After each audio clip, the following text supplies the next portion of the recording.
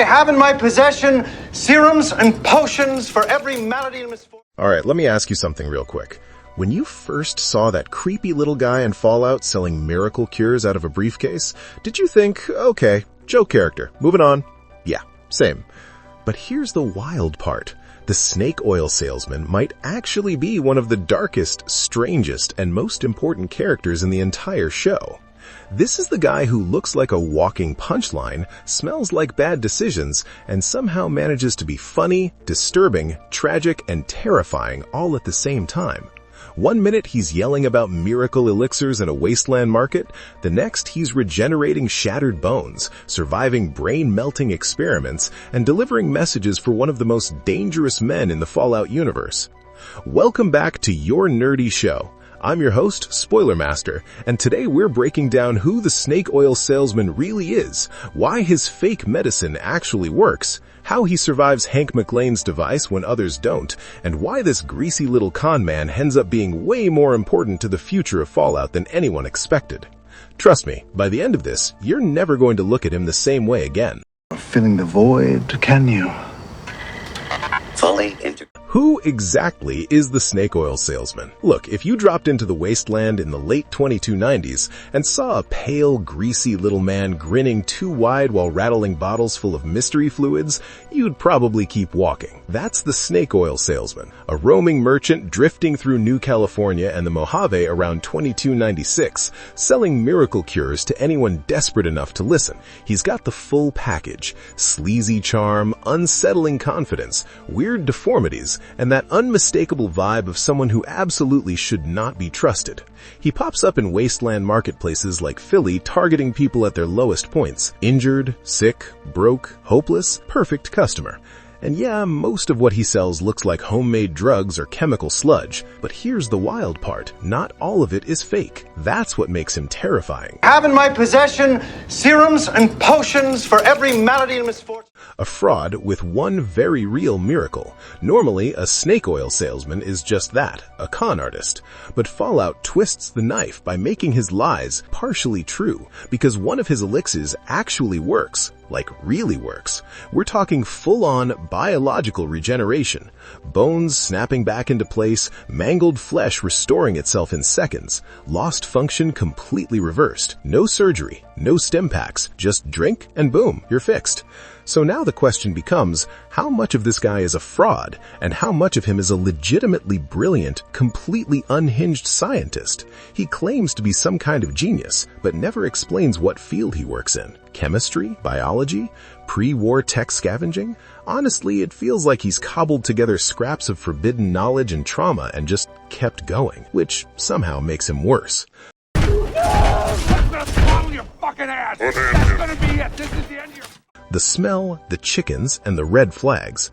Before we even get into the big plot stuff, we need to talk about the stuff that makes everyone immediately recoil from him. According to Thaddius, the man smells absolutely foul. Not hasn't bathed bad, more like something is deeply wrong here bad.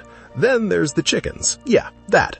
The salesman repeatedly sneaks onto wasteland farms and commits sexual acts with poultry. It's not a rumor. It's not implied once and forgotten.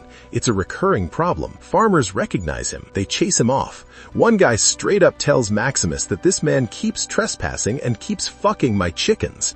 It's disturbing, uncomfortable, and very deliberately included, because it tells you something important. This isn't just comic shock value. This is a man whose sense of boundaries, morality, and self-worth is completely eroded. And honestly, it hints at how empty he really is. Gorgeous. How I've missed you.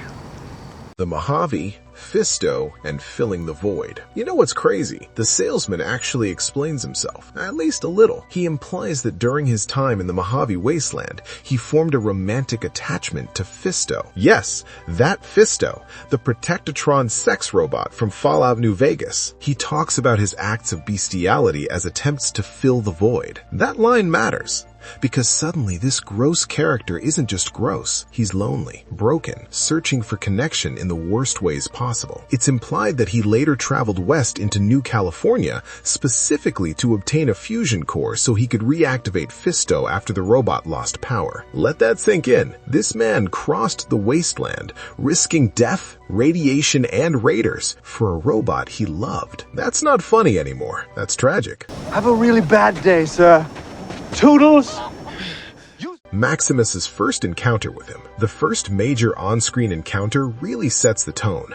After Knight Thaddius is killed by a Yagwai, Maximus, wearing his T-60 power armor, stumbles across the salesman being attacked by an angry farmer. Maximus, thinking he's saving an innocent man, threatens to crush the attacker's head. The salesman immediately plays it up, calling Maximus a gentleman and a scholar, and claiming he's being persecuted for his scientific curiosity. And then he runs. The attacker, understandably furious, tells Maximus the truth. This man isn't a victim. He's a repeat offender who won't stop trespassing and abusing animals. That moment is important because it shows how easily the salesman manipulates appearances. He knows how to look weak, he knows how to sound smart, and he knows exactly how to slip away when the truth catches up.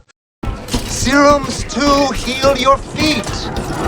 Philly and the miracle pitch. Later, the salesman shows up in Philly, doing what he does best, shouting about miracle cures in the marketplace. When Hank MacLean leaves town with Siggy, Wilzig, who's limping badly with his prosthetic leg, the salesman sees opportunity. He starts yelling at them, claiming his medicines could regenerate lost limbs. He's animated, desperate, almost manic, but Lucy and Wilzig don't even look at them. They just keep walking. Honestly, that rejection hits him harder than it looks. Not many people know the difference between the noxious and the benign. Rock bottom and a gun in his hand. After leaving Philly, the salesman reaches a breaking point. Alone, unwanted, ignored, and surrounded by the wreckage of his own life, he decides to kill himself. He raises a pipe rifle and prepares to pull the trigger. And then, because this is Fallout, another potential customer walks by. Thaddius, a Brotherhood squire, is limping badly after Maximus crushed his foot. The salesman lowers the gun. The smile comes back. The performance resumes. Suicide gets postponed because there's still a sale to be made. Real talk? That's bleak. Is that a fusion core? You don't see those? The deal with Thaddius. The salesman convinces Thaddius he's a doctor and leads him to his makeshift pharmacy. When Thaddius threatens him at gunpoint, the salesman calmly points out that only he can tell which concoctions are cures and which are poison. That's power. Thaddius offers a fusion core, stolen from Maximus's armor, in exchange for healing. They agree, mixes an elixir, and hands it over. They drink, they watch, and Thaddius's foot regenerates completely. No tricks, no cuts, no delay. It works. And in that moment, everything changes, because now we know this man isn't lying about everything. I have in my possession serums and potions for every Radiation, regeneration, and something worse. Before parting ways, the salesman casually tells Thaddius he won't need to worry about radiation anymore. At the time, it sounds like salesman bravado. Later, after Thaddius is mortally wounded by a crossbow trap at the KPSS radio station, he doesn't die. His body keeps regenerating. Maximus suspects ghoulification, but nothing is confirmed, which raises the terrifying possibility that the salesman didn't just heal him, he fundamentally altered him. About that anymore, do you, buddy boy? Back to New Vegas, back to Fisto. With the fusion core in hand, the salesman heads east toward New Vegas. He skips, he hums, he gets attacked by a rad roach. He picks desert flowers. He's in love. He reaches an abandoned taco stand and reunites with Fisto for a late-night date. It's absurd, it's sad, and somehow it feels like the happiest we ever see him, which is exactly when Hank MacLean shows up. How would you like to forget everything you've ever known? Hank MacLean's experiment. Hank knocks the salesman out and drags him to the underground management vault beneath New Vegas. When the salesman wakes, he's restrained, a brain-computer interface chip already implanted in his neck. Hank offers him a choice: erase all his memories, keep language and motor skills intact. The salesman doesn't hesitate. Please, yes. And honestly, that says everything about how much pain he's carrying. Hank cranks the device to maximum. Normally, this causes heads to explode, but not this time. The salesman survives.